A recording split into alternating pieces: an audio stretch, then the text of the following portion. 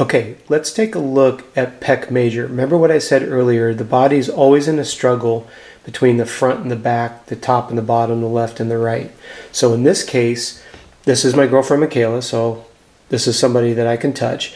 What I want you to pay attention to is you have your sternum in between your pecs, and the tissue runs this way. So I should probably do it this way.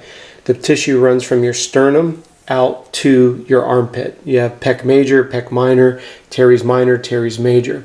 So what we're going to do is we put the lacrosse ball in the dead center of the sternum, and you run it left to right the way that the tissue runs.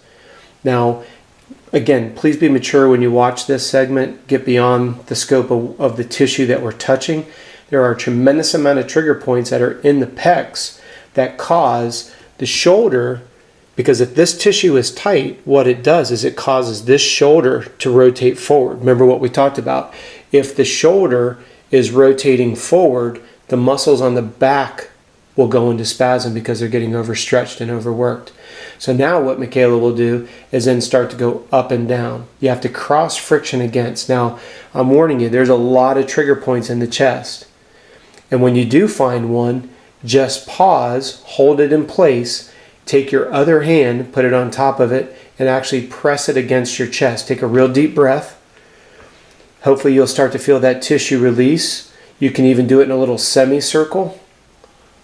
So you imagine you have a trigger point that's the size of a pinhead, and then you just start to massage around it wider and wider, and all the surrounding tissue will start to let go.